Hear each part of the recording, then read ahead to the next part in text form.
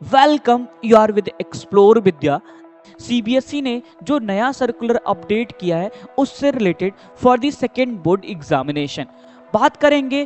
क्या फीस रहने वाली है, कब तक आप अप्लाई कर सकते हो, कैसे अप्लाई करना है और क्या क्या कंडीशंस हैं, कौन कौन स्टूडेंट्स कितने सब्जेक्ट्स में अप्लाई कर सकता है, कब तक रिजल्ट आने वाला है, सारा डिस्कशन आज की क्लास में। तो डियर स्टूडेंट्स आइएगा बात करते हैं for the second board examination की। सेकेंड बोर्ड एग्जामिनेशन की बात करें तो ये पूरा नोटिस, ये पूरा सर्कुलर आपके सीबीएसई की वेबसाइट पे मिल जाएगा। You can read that. Okay, फिलहाल के लिए मैं आपको पॉइंट टू पॉइंट एक्सप्लेन कर देता हूँ पूरा सर्कुलर।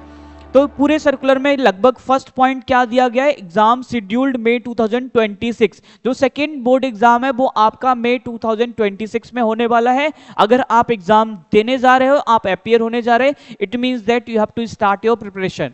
डियर स्टूडेंट्स, अगर मैं बात करूं as per the recommendation of NEP 2020, जो नेशनल एजुकेशन पॉलिसी है, उस नेशनल एजुकेशन पॉलिसी ने रिकमेंड किया है सीबीएसई को, इसलिए CBSE has introduce the two board examination policy notified on 25 June 2025। Already आपको सेकेंड बोर्ड एग्जामिनेशन की इंफॉर्मेशन 25 जून को मिल चुकी थी। Under this policy class 10th student will be given an opportunity to improve their performance in up 3 subjects during the second board examination scheduled in May 2026। CBSE ऐसा मौका किसी को अब तक नहीं दिया है, ये पहली बार ही आपको मौका मिल रहा है, आपको अपॉर्चुनिटी मिली है, तो इसका बेनिफिट लीजिए। जिस एग्जाम में भी जो भी आपका सब्जेक्ट का पेपर खराब हुआ है, इट मींस दैट आप उसके लिए री अपीयर होइए, सेकेंड बोर्ड एग्जाम में बैठिए और अपना स्कोर बूस्ट कीजिए, आप अपने रिजल्ट को इंप्रूव कीजिए। डिस्टेंस, अगर मैं सेकेंड पॉइंट की बात करूं जो कि प्रिंसिपल्स के लिए, स्कूल हेड या फिर कोऑर्डिनेटर्स के लिए है, जिसे आपको सीबीएसई बोल रहा है this circular explains all the action needed to be taken by the school for submission of the LOC for the second board examination. Principals are requested, जो भी स्कूल के हेड है या स्कूल ही आपका जो एलओसी सबमिट करेगा या फिर सेकेंड बोर्ड एग्जाम के लिए अप्लाई करेगा, वो स्कूल ही अप्लाई कर सकता है। You can not apply self. ठीक है, ध्यान रखेंगे। Principals are requested to go through the instructions mentioned in the initiated action according for timely submission of LOC for the class 10 second board examination 2026। जो भी CBSE ने instructions दिए हैं school के कोऑर्डिनेटर को, स्कूल के हेड को या फिर प्रिंसिपल को, कहा गया है कि इंस्ट्रक्शंस प्रॉपर टाइम्स पढ़ लें, जिससे एलओसी सबमिशन में टाइम ना हो, एलओसी सबमिशन में कोई भी लेट ना हो। ओके, टाइम से सारी एलओसी फिल हो पाए, सबमिट हो पाए। अब एलओसी सबमिशन, ये भी 3 फेज में एलओसी सबमिशन होने वाला है। Okay, LOC mean list of candidate, जो कि 3 फेज में होने वाला है। तो वो 3 फेजेस कौन कौन से हैं, ध्यान रखेंगे। LOC will be submitted by the school for the desirous student। जो भी इंटरेस्टेड स्टूडेंट है वो स्टूडेंट्स LOC को सबमिट करा सकते हैं, अपने स्कूल में इन्फॉर्म कर सकते हैं। As for the first time CBSE will hold the second board examination in class 10th, hence to know the correct figure of student who wish to appear in the second board examination and also to know the subject in which they wish to appear।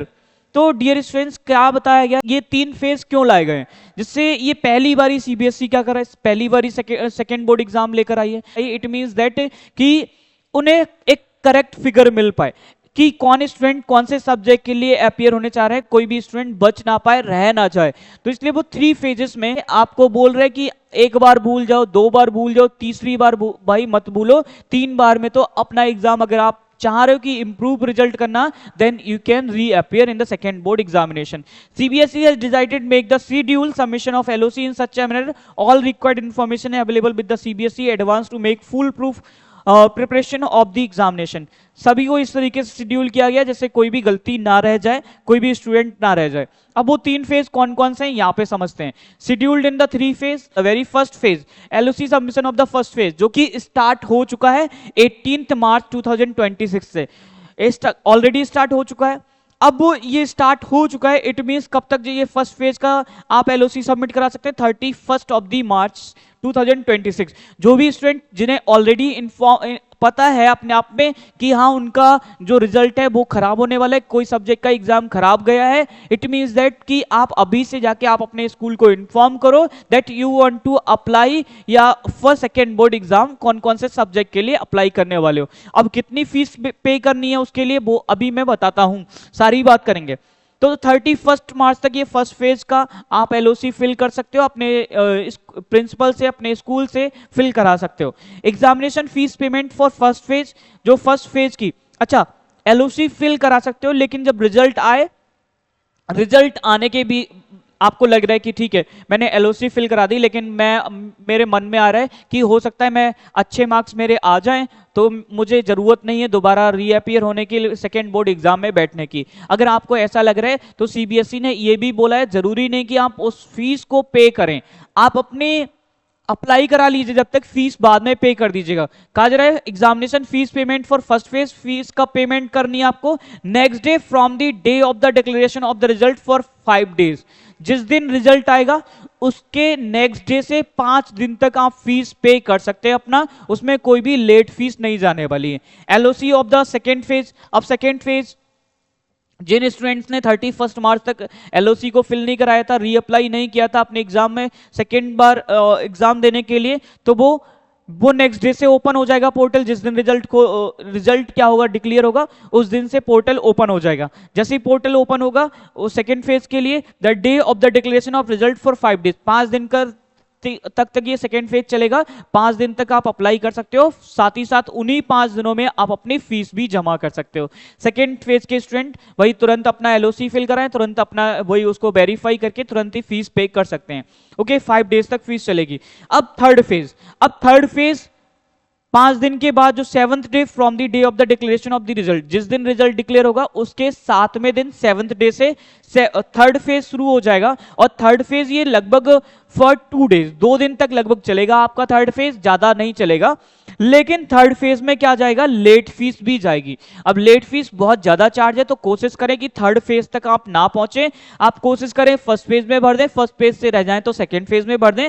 Third phase में बहुत ज्यादा problems या कह सकते हो बहुत ज्यादा आपको पे करना पड़ेगा, तो जो कि सेकेंड डे 2 दिन तक चलेगा विद लेट फीस चलेगा। अब ये कितना लेट फीस, क्या क्या फीस स्ट्रक्चर है, उस फीस स्ट्रक्चर की बात करें।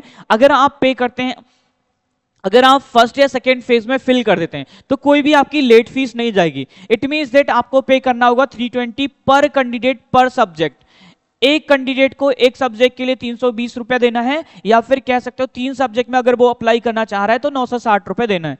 अगर वो नेपाल से एग्जिस्ट कर रहा है, अगर नेपाल का है कैंडिडेट कोई, तो उन्हें 1100 रुपए देना है, या फिर कह सकते हो 3300 रुपए 3 सब्जेक्ट के लिए। अगर किसी और कंट्री का कोई कैंडिडेट है तो उसे 2200 रुपए देना है, या फिर 6600 रुपए किसी 3 सब्जेक्ट के लिए। Is it okay? अगर भाई आप लेट हो गए, मीन आप थर्ड फेज में अपना एलओसी फिल करा रहे हो, अपने री एग्जाम के लिए अप्लाई कर रहे हो, इट मींस दैट आपको 2000 रुपीज पे करना होगा पर कैंडिडेट पर सब्जेक्ट। रिमेंबर दैट, ये आपको 2000 रुपीज पे करना है।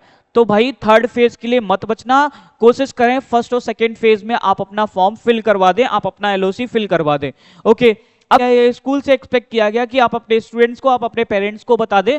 तो जो भी यहाँ पे हैं तो सुनिएगा क्या क्या आपको गाइडलाइंस पता होनी चाहिए स्टूडेंट्स को, या फिर पेरेंट्स को, या फिर स्कूल को भी पता होना चाहिए जो अपने स्टूडेंट्स को इन्फॉर्म कर दें। तो लिखा गया है we guided about the rules of the second board examination and use of this facility only in the dire needed. तो बेटा ये सब इंफॉर्मेशन आपको स्कूल पता करवाएगा या स्कूल बता दे स्टूडेंट्स को। स्कूल से ये उम्मीद की गई है कि स्कूल सेकेंड बोर्ड एग्जाम के बारे में बच्चों को, पेरेंट्स को बता दें। B inform about the eligibility criteria and the scheduled of the submission of the payment of fees, जो कि मैं आपको ऑलरेडी बता चुका हूं कि क्राइटेरिया क्या है। क्राइटेरिया अभी मैं आपको एक्सप्लेन करूंगा कौन कौन से क्राइटेरिया हैं, जिस पर बेस सारे चीज मैं आपको बताऊंगा। Be inform about that examination centre would be limited number, hence their examination centre might not be nearer. कहा जा रहा है अब जो सेकेंड बोर्ड एग्जाम होने वाला है उसमें जो लिमिटेड सेंटर बनाए गए हैं वो जरूरी नहीं कि आपके पास में ही सेंटर मिलने वाला है, तो कहीं ना कहीं सेंटर आपको दूर मिलने वाला है और आपको वहां जाना पड़ेगा। बी एडवाइज दैट एक मिनट, एक पॉइंट रह गया, no examination centre will be change once allotted. अब वो एक बार आपको एग्जामिनेशन सेंटर मिल गया तो आप ये भी नहीं कह सकते कि ऐसा भी नहीं हो सकता कि आप उसको चेंज करा पाए। Be advised that whosoever wishes to appear in the second board examination because of any reason, they should submit LOC during first phase, as this will help CBSE in the advanced preparation. कहा जा रहा है कि अगर आप appear होना चाह रहे हैं किसी भी कंडीशन से, मे बी आपका पेपर खराब गया हो या फिर आपका पेपर रह गया हो, कुछ भी कंडीशन हो कि किसी भी कंडीशन से, तो आप कोशिश करें। सीबीएसई भी आपको रिकमेंड करे, सीबीएसई भी आपको कह रही है, या सीबीएसई ने प्रिंसिपल को बोला है, सीबीएसई ने स्कूल को बोला है कि आप बच्चों को सजेस्ट करें, आप अपने पेरेंट्स को सजेस्ट करें कि हाँ फर्स्ट फेज में भी अपना फॉर्म फिल करा लें, अप्लाई कर दें सेकेंड बोर्ड के लिए, जिससे सीबीएसई आपको इंफॉर्मेशन मतलब सारा कोई भी प्रॉब्लम ना हो, जिससे कोई भी रिजल्ट फीस ना लेट फीस ना देनी पड़ी, और बहुत सारी चीजें इसको कह सकते हो। ओके, अगर मैं आगे पॉइंट की बात करूं, कंडीशंस और क्राइटेरिया या फिर एलिजिबिलिटी, क्या क्राइटेरिया है जिसमें स्टूडेंट अप्लाई कर सकता है, तो वो एलिजिबिलिटी क्राइटेरिया समझ लीजिएगा, सुन लीजिएगा।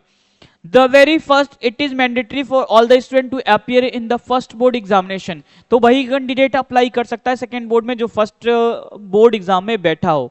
Okay, all passed and eligible students are allowed to improve their performance in any of 3 subjects out of science, mathematics, social science and English। तो डियर स्टूडेंट्स क्या कहा गया है कि आप किसी भी 3 सब्जेक्ट में अप्लाई कर सकते हैं, सिर्फ और सिर्फ 3 सब्जेक्ट, 3 से ज्यादा नहीं। If a student has not appeared in 3 or more subject in first examination, then he or she is not eligible to appear in the second board examination। कहा जा रहा है कि अगर आप 3 या 3 से ज्यादा सब्जेक्ट में अपियर नहीं हुए थे फर्स्ट बोर्ड एग्जाम में, इट मींस दैट कि आप सेकेंड बोर्ड एग्जाम में अलाउड नहीं है, एलिजिबल नहीं है बैठने के लिए। ठीक है, according to they will not be able to submit LOC, और आप एलओसी को सबमिट भी नहीं कर पाएंगे। For the student whose result in the first examination is compartment, such student are allowed to appear in the second board examination under the compartment category. अगर आपके first board exam में compartment आया है, it means that आप second board exam में compartment category की LOC fill करेंगे, compartment category में बैठेंगे, ध्यान रखेंगे। Next point, no new names will be added to the LOC of the second examination. कोई नया नेम नहीं होगा। Subject change are not allowed for the first examination to second examination except permitted as per policy in case of mathematics. ठीक है, कोई भी subject change नहीं करा सकता। No correction in the students data from the first examination second examination is allowed. ना ही अपने student data में कोई भी करेक्शन कर पाएगा कि आप कहें कि करेक्शन कर लें, सिर्फ और सिर्फ फॉर्म फिल कर पाओगे सब्जेक्ट का, जो भी सब्जेक्ट में आप अप्लाई करना चाह रहे हो। नेक्स्ट थिंग, अब इंटरनल और इंप्रूवमेंट की बात करूं, there is no facility of improvement of performance in internal assessment as it is year long exercise. अब भाई आप कहें कि या अपने स्कूल टीचर से कहीं कहने लगे कि सर इंटरनल में आपने मुझे मार्क्स कम दिए, बढ़ा दो, तो ऐसा कुछ नहीं पॉसिबल है कि आपके इंटरनल मार्क्स बढ़ पाए। आपको एक्सटर्नल में ही अपने मार्क्स को इंक्रीज करना पड़ेगा, उन्हीं को बूस्ट करना पड़ेगा। अब कुछ और भी डिटेल्ड में अगर इनके एलिजिबिलिटी क्राइटेरिया आपको एक्सप्लेन करूं तो बेटा यही सारे एलिजिबिलिटी क्राइटेरिया है। A student must appear in at least 3 examination, 3 exam में स्टूडेंट बैठा हुआ होना चाहिए। Must have pass class 10 for appearing in improvement, जो भी इंप्रूवमेंट में बैठ रहा है उसने क्लास 10 पास किया हुआ होना चाहिए। प्लेस इन कंपार्टमेंट कैटेगरी या फिर कंपार्टमेंट कैटेगरी में हो। Past class 10 will be replacing by the 6 subject, जो भी 6 सब्जेक्ट है वो उस क्यों ना वो पास स्टूडेंट जो है पास इस तरीके से ग्रेस मार्क्स लेके पास हो रहा हो, या फिर 6 सब्जेक्ट का उसको उसकी वजह से उसको रिप्लेस करके पास हुआ हो, कैसे भी पास हुआ हो वो पास हो रहा हो, सिंपल ये कहने का मतलब है इनका। Student place under UFM category, वो भी एलिजिबल है कि आप अगर कोई भी एक सब्जेक्ट में किसी एक कैटेगरी एक सब्जेक्ट में आपका यूएफएम कैटेगरी में प्लेस किया गया तो you can also reappear, you can also sit in the examination. Student placed in the compartment category in 2025 examination, जो 2025 examination में अगर आपका compartment आया था, it means that you can also sit in the second board examination. Any student who has not appeared in the 3 or more subject in the 2026 main examination is not eligible for the second board examination. जो भी student 3 से या 3 से ज्यादा exam में नहीं बैठा है, वही सारी डिस्कशन जो मैंने आपको अभी एक्सप्लेन किए इससे पहले वही बताया जा रहा है कि 3 से ज्यादा अगर सब्जेक्ट के पेपर आपको नहीं दिए, it means that you are not allowed to sit in the examination. Improvement category up to 3 main subject, हाँ वो 3 मेन सब्जेक्ट में आप अप्लाई कर सकते हो। First and third chance compartment, जो जिसका भी फर्स्ट और थर्ड चांस है वो बैठ सकते हैं, कंपार्टमेंट प्लस इंप्रूवमेंट वाले बैठ सकते हैं। Improvement for the student passed by the replacement of the subject, वो बैठ सकते हैं। Simple sports student who were given permission by the board, जो स्पोर्ट्स कोटा के थ्रू जिन्हें परमिशन बोर्ड देता है वो बैठ सकते हैं। If student not appeared any reason failed or 3 or more subject first examination, he is not eligible for appear in the second board examination। किसी ने 3 या 3 से ज्यादा सब्जेक्ट के पेपर में फेल हो गया या फिर उसने एग्जाम नहीं दिया, it means that he is not allowed to sit और she is not allowed to sit in the second board examination. तो ये सारे ध्यान रखेंगे। कुछ एलिजिबिलिटी क्राइटेरिया हैं जो स्टूडेंट्स कौन कौन अप्लाई कर सकता है, कौन कौन स्टूडेंट अप्लाई नहीं कर सकता है।